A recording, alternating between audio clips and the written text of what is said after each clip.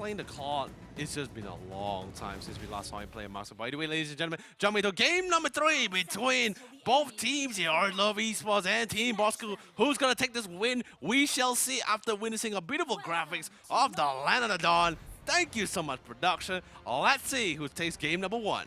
Yeah, let's get this show on the road here. We've been waiting this for a while. Orange Louvre Esports versus Team Bosskurr. Looks like their opening is really interesting because I don't know who exactly is going to get the buff down onto red side there for the side of Orange Louvre Esports. They're letting Nothing to Say just kind of solo the lane for now, but who's getting this? Oh, looks like GG is going to be getting this, and they're getting a little bit of EXP as well. So that means the next wave is going to allow him to get to level 2. Boom, right there. And Selena still should be level 1. Level 1 or not, it still comes down to, I'm really curious to what he actually trying to opt for. I don't see the Abyssal Trash being placed down, so I'm assuming he actually went for the Abyssal Arrow instead. But then again, if he went for the Abyssal Arrow, I'm looking to see a little bit more aggression, definitely right after he hits that level 2. Yeah, and I think right now, yep, he hit his level 2, he was just waiting for the wave, and now he can start playing around. However, the buffs are important in aim. He's already starting to bombard the area of the blue buff side. Kaiser, once again, he's playing with fire here. He's proxying 2 waves at once to hit his level 4 as quickly as possible, and it's working out very, very well because now they're going to get what they've set up just now is free gold on the mid lane, but instead they're looking to respond to the top side, which they really shouldn't have. Definitely for sure, but either way, well played coming for the back, and best part about it as well, no one is actually rotated to actually try to punish our dear friend Kaiser at all. So Kaiser's going to be able to get out not just a boost in 2 levels, but we'll be able to get back to the lane with full comfort. Remember, with Consecration, he's going to be, even without a Consecration, he's going to be naturally regenerating back that HP really quickly. Yeah, but what was the original plan coming in from Orange Louvre Esports? Just to take away the buff and sacrifice, you know, interacting with the bottom lane? I don't know. I find it kind of an interesting move because it could have been done a little bit more efficiently. That, or, I mean, Kaiser must be just 300 IQ to see into the future. No, that may be true, but then again, look at the placement of the Abyssal Trust as well. I could only safely assume that the fact that they actually went for that invasion just to place down that vision for the second. But here comes the flicker, but then again, Parasite with the Battle Mirror Image, he's going to be able to make that fight quite passive. But we're not talking about the Wolf King himself, Roger, and GG will be able to secure the first blood for his team here on Parasite. I think GG could have rolled forward. Oh no, but he's got to be careful because, again, he doesn't know when that stun is going to be up just yet. Even with the timers, it's a little hard to estimate exactly when. If you're caught under the turret while stunned, well, you're going to lose most of your health. But Nothing to Say, once again, trying to disrupt that blue buff side. Esmeralda comes in hard, trying to shred them as much as they can. Kuja flickers forward to pick up Kaiser, but it isn't enough, and they don't get the buff this time round. But Fakes, he's going to walk away a happy boy. Oh, man, what really great invasion for sure. Definitely a little bit of risky plays, but then again, it all makes up as HY was able to pick up a beautiful 1v1 on Kaiser towards that bottom lane. Oh man, really great stuff coming in.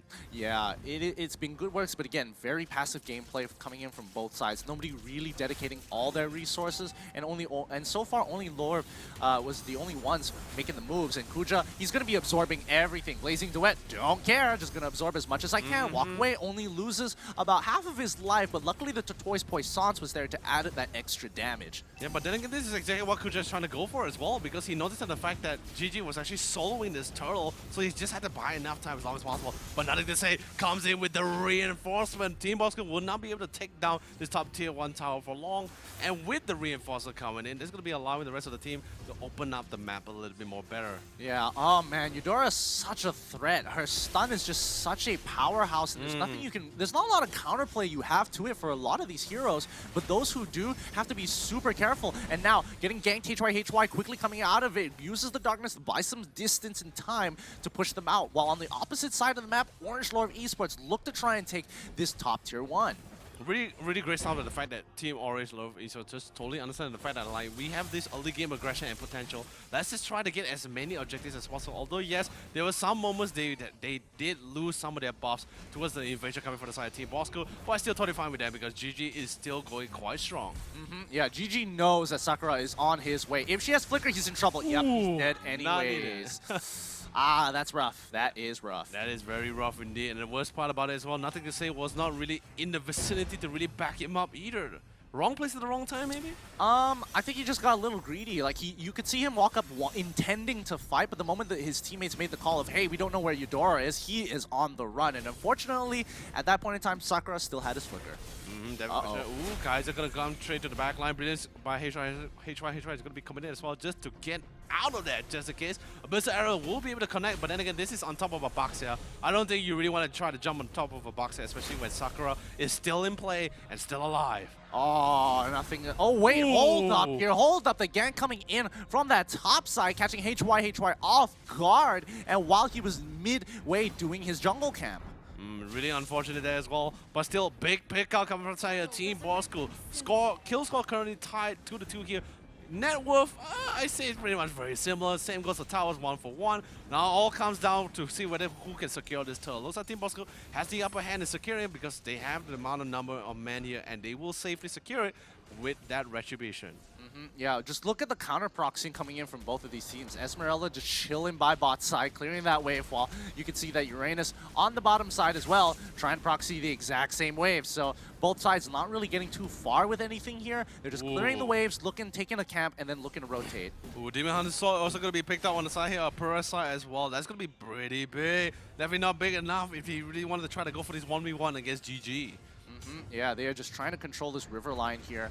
Both contesting to control land, making sure that they have more vision control. Kuja, oh man, Kuja and Kaiser are just both having the funnest of times. I mean, yeah, it's just pretty much just farming and split pushing the best part about it. Neither one of these teams want to go and try to literally punish them because they know that they can't really catch up to them at all. But then again, Kaiser's going to be slowly falling back. Ghost going to 1v1 against Kuja. Let's see who is going to be taking the top 5. But anyway, coming back towards this mid-fire. Then they say, get a little bit down low, but then again, he has the push. So he's going to be able to get the shield. But on the other hand, GG on the hunt, gets Scott. And the rest of the team instantly has to disengage. Yep. Back up to the top side, says GG, as he looks to continue to farm. I'm excited to see how much gold he's developed at this point in time. He is level 10 to Fake's level 10 as well, 2 to 1 to 1 to 0. It's looking pretty good for either carry here, but again, no real lead has been developed.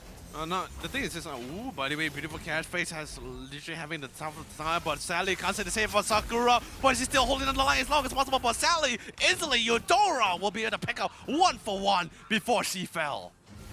Making sure to get all of Eudora's abilities up. Oh wait, Parisai's coming in with a blazing duet, this time on nothing to say. He's getting pretty hard chunked out, but that's going to be Fakes coming in hard with the Phantom Execution, picking up a kill off of GG. And once again, that buff is mine. Oh man. Really interesting fact that actually, if you're actually spinning with the Shield of Unity, like if you get stunned, you still move, but you eventually stop, right? According to the animation. Yeah, of course, it would eventually stop. And once again, Bosskurr having full control over the turtle pit as Orange Lord Esports struggling to find an angle to get in. Lightning Charm going to be picked up by Sakura as well, going to be doing even more damage, but nothing to say. Isley has to back up because our dear friend Scott is dead to back him up. Now we're slowly transitioning towards this mid-game, right? And then the point here is nothing to say, only has 2 stacks. Really not looking that great at all. Still able to contest against Scott, but for how long? I'm not entirely sure because, I mean, Fakes is here, and now, there we go, Parisai. He's doing some decent damage, not enough to be super substantial, but just enough to threaten. Now, Scott, he's in trouble. He is dead, finally. Oh, I was sweating for him, but here comes the ultimate coming in from Eudora. Nothing to say, just absolutely eats the whole thing. And now, with 3 stacks under his belt, that's going to be some significant damage, especially for the squishier targets from Team Bosskurr. Definitely for sure. Ooh, Abyssal Arrow will not be able to connect. We haven't seen a really beautiful connection of the Abyssal Arrow just yet, but Fake's going to be walking right into the book, so nothing to say. Nothing to say, he's going to be able to trade off a little bit of damage, do quite an amount as well, but instantly he has to flicker out because of the rotation coming in from the rest of the team. Abyssal Arrow does be able to connect, but he still had the battle mirror image, so he'll still be able to back off. Yep, they're slow. They are both, I mean, both teams are playing this game, so, nothing to say. Now in trouble with the Blazing Duet. There's no way he can get out of this, even though he is just trying to get that regeneration off in the brush. Just nothing that they could do at this point in time. Once again, Orange Lord Esports just playing their own game. It's 5-5, and nobody has really taken a significant lead. Team Bosskurr ever slightly so in lead, but not enough to say that, oh yeah, I can end the game right here, right now. I mean, yeah, at the same time, like every time the Lancelot, right, he realized like, hey, you know, I'm at my spikes. But anyway, speaking of game, looks like our dear friend GG will be able to get out of that situation alive. But anyway, yeah, coming back to what I was saying, right? It's really difficult, like for example, right, our dear friend Fakes, right? He already has a certain amount of items and also the level for him to go for that spike because he's literally level 13. He still has to bide his time because the rest of the team still needs farm. They all are literally late game heroes here compared to the side here, the team Orange Love Esports. Okay, it doesn't connect. But yeah, no, I think you're right in that aspect. Oh, nothing to say. Oh man, yeah, I mean nothing to say, man. But nothing to say, man. but Eudora is starting to become a problem here because no one can really catch her just yet. Oh wait, hold on, Sakura finally going down, and just as I mentioned it, Caster's Curse kicks in perfectly. Definitely the jinx is real, but anyway, GG finally going for the rotation, punishes our dear friend Sakura, sorry not Sakura, Kaiser, for constantly going for that split for the longest of time. Really great pickup, but it's going to be allowing our dear friend Kuja to slowly push out that bottom lane a little bit more further than usual here. Yeah, and that's the thing. They're kind of playing this push and pull game where they want to threaten a major objective on the map while somebody else is looking to go to the side and kind of, you know, buy time with the time bot, really start profiting by investing in damage in the turrets, looking to take away resources, jungle camps, whatever you see, whatever you want. Oh, Kuja that siege tank was just one hit away for securing that bottom tier 2 tower. That was really unfortunate. But then again, beautiful save coming from Fakes to ensure that bottom lane didn't engage too much. But coming back to the mid lane, beautiful dive coming in with the blazing duet. Nothing to say, once again in his own bush, able to sustain and do quite a amount of damage towards Scott. And here comes GTC because able to pick up a beautiful kill for himself. Scott pops the ultimate, but still not going to be good enough. Sakura pops his ultimate, trying to drop it down, but then again he's able to escape it from it with the flicker on himself. Yep, they're going to continue pushing on. Kuja even flickering forward to get on top of Parisai, but look at the wave. It's already been crushed as they look to back away from this fight. And they don't want to stick around longer than they should have to, and not to mention that most of them did get kind of chunked. But anyway, Law is going to be out here. GG seeing the fact that this is an opportunity for them to take this Law for themselves, since Scott is not really in the vicinity to come and back them out. And remember, this is not limited Law, so it's going to be a very easy Law to go for that, to go pick up. Kuja, beautiful engagement, going to be locked down per side. He is not just about to commit the blazing duets. GG instantly stopped doing the Lord because he knows the rest of the team has to commit towards this one mid-game team fight. Yep. Guys are going pretty deep in here. Once again, they find a stun onto nothing to say, but to no avail when their damage dealers are that far separated. It's a really challenging game for Orange Love Esports because remember, both HY and our dear friend GG really need to scale together. They really want to contest against the two carries coming from the side of Team Bosskurr, both being Parisai and even Face it. Don't even forget about Sakura as well with the Eudora. Yeah, and I think it's still such a big problem. But once again, Parisai getting caught out, and the blazing duet didn't come out in time. But I don't think it was going to matter too much, considering that Nothing to Say is playing.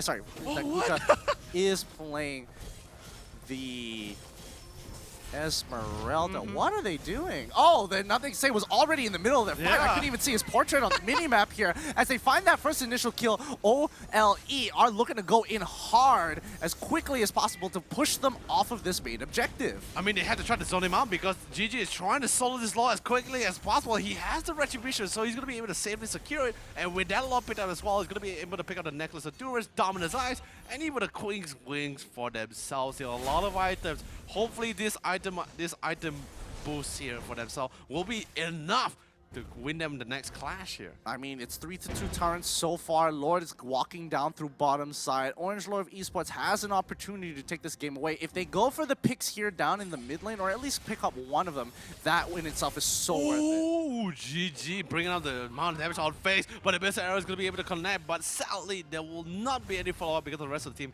a little bit too far behind. Yeah. They have to play it nice and slow and take it easy as they look to try and break this final boss as quickly as they can. By the way, here comes Nothing to Say, going straight to the back line, sees Parisai in his side. Parisai is going to be able to mask his presence, instantly gets the lock on top of Scott as well. Scott trying to do his best, pops the shield Unity, and he's all been trying to run away. And thankfully enough, that damage will be enough to slow down and melt down the Lord. But the Lord has done significant amount of damage, and with that space creation, Orange Love Esports managed to take down the first tier and second tier turret in the mid lane. Now that they've got, I mean, they're still trying to expose one of these inhibitors. They haven't put a lot of damage into it, except for the bottom one. But even top side, they're just taking their sweet, sweet time. Sweet time indeed. But then again, they can't take they can't take it for too long unless they start asserting dominance towards all this jungle. I see a couple of jungle camps still available for the side here, but Kuja is currently on it, trying to clear them as much as possible. Same goes for the Lunox, and nothing to say as well, because they want to ensure that Team Bosskurr doesn't really come back. All they need to worry about is Fix, who hasn't died at all. Not to say able to tank a lot, he has entered the brush as well, but it's sustaining from 4 people worth of damage as well. And here comes the rest of the team. Kuja tanking a little bit too much, drops on the falling star mode, but sadly there's not going to be any fallout for it. H1 on the other end gets a little bit too deep, trying to flicker around. Parasite instantly jumps into the blazing duet, but instantly has to back off because GG is currently jumping towards this back line. Yep, I mean that fight in itself, really long, dragged out. Nobody really got hurt except for Scott. That's mainly because he was out of position. Oh man, but then again, this is how mobile the entire lineup, both teams really has, right? Battle mirror image, dashing back in, getting back out, sustainability, flickers as well. Although yes, Kaiser still has his Purify. Not sure whether it's going to be needed for him as he goes toe-to-toe with GG in this case. Tough call. It's a tough call. All but nothing to say. Once again, he just walks up way too far into the Eudora stun. I mean, you know, in this case, we have nothing to say about that, right? Just walk into the mid, instantly get stunned by the Eudora. That's just a really painful lesson for him. Oh, this is more like this is a painful, potential slow-mo. But like, let's see, let's see how this plays out a little bit more. I mean, it has been 16 minutes of the game with no substantial moves coming out of Team Bosskurr here. Yet the goal is only a 3K differential. Holy Crystal just being bought by Kuja. That's going to be a huge buy for him, especially at level 15, and it stacks with the rest of your items. But again, yeah, both sides just really taking their time with this. I mean, definitely for sure, because they're literally all preparing for themselves for this next law fight. This next law is going to be really deciding things out. But anyway, Sally out there, friend, gets stunned, gets caught down. Aim is currently out for the count, but Kuja still diving to the mix as well. Sally not enough to save his teammate as Parasite finally picking up the double kill he was looking for in the 16 minutes of the game.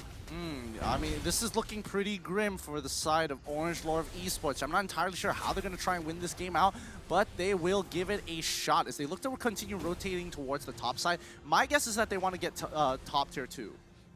Top tier 2. It's definitely an aspiration they all really want to try to achieve for themselves here. But let's see whether that aspiration will become a dream or just like literally nothing to say for the next time. Because now Luminous Law is currently out. Kuja doing his best to split push that ball lane, try to force Kaiser to stay in that lane for as long as possible in hopes that the team can actually fight that fight without him. Yeah, this is just kind of speed up the process as much as they can. Well, they know Scott can kind of just eat it for now, for a good amount of time, but now Orange, they see what's going on. They are spotting Esmeralda coming in with a huge flank, but the stun just stopped her right dead in her tracks. Abyssal Arrow comes through, landing onto the Kaiser again. Kaiser is still going pretty hard, trying to get those Ionic Edges to connect, get the initial stun, but it's too late. She already has the shield, negated most of the damage. Fakes is on the run, gets hit by the Abyssal Arrow. Aim, going to be looking to kill him off. There we have it. And they also find another kill once again with the Roger. A double, a triple, a great way to tell your opponents, nah, we're still in it to win it. Oh man, AIM, if Orange Love Esports win this fight right now, then AIM, you will be the MVP for finally locking down Fakes, who's been playing very safe throughout the entire game. That was pretty much his first death throughout his 18 minutes of the game. 18 minutes or not, but it's still nothing really is happening because every single time they get onto that Lord, they just get pushed off every single time. Like, watch, he's gonna do it again. Bosskurr is gonna walk up. OLE is just gonna hold their position, and do they finally take it after all this time? After taking out 3 members, yes, they do. Please finish it. Please don't let them steal it. Oh, come on, come on. Okay, there we go. Now that they've secured it, they can just walk back into lane, not have to worry too much about it. Now this is the part where whether Orange Love Esports is able to close things out right here, right now. They cannot buy any more time. Sure, nothing to say. He's able to withstand some of the damage, but it's barely for long. He has to be really methodical about where his position is going to be like, especially since he's just constantly peeling for the team. GG picking up the Demon Hunter Blade is going to be really great at dealing with that tank, especially Kaiser, who's just constantly going, bombing and weaving back and forth throughout all these fights. All right. Now that Luminous Lord, now that no Luminous Lord is walking out at this point in time, Let's see how Team Bosskurr actually wants to handle the situation. Remember, they're 4K behind, but I mean, the gold at this point doesn't necessarily matter because all our heroes here should have full items by now. Arguably not the support. I mean, definitely for sure. Like in this case, like and the scariest part about it as well, we're talking about a Claude late game with quite a decent amount of items as well. So with that Blazing Duet will hurt regardless of how much shield that Kuja is able to steal away from him as well. Let's see whether AIM is able to pull off another beautiful Abyssal Arrow, because that was going to be really count. Almost connecting on Perez side though, quite close, but Lord Isley breaks down. But Perez side getting a little bit too close to come as well. As nothing to say, almost get the picked up as well. Kaiser Isley gets melted down. Killing spree for a different HY. Minotaur not holding up for long. Sakura is going to be dropping down the ultimate, but Sally will not be able to connect on any member at all. Lord Isley gets melted down, but Sally with the cost of 2 inhibitor and possibly a potentially a third one as well towards his top side. Yep. Can they crack it open? Yes, they do. That's going to be another inhibitor going over to Orange Lord of Esports. They have collected all 3 of the inhibitor turrets, and now Super Creeps will be coming down from every single one of these actions. Oh my goodness. Oh. Where did he go? Where did he go? I don't know. But anyway, Perez going to be coming in with the Blazing Duet, but Sunny Fingers instantly gets melted down by AIM, and AIM go for the pickup. And looks like Orange Love Esports goes to the crystal, ends the game, and first gaze will go to them as well. Oh boy, that was an interesting game. Very slow pace. Not a lot of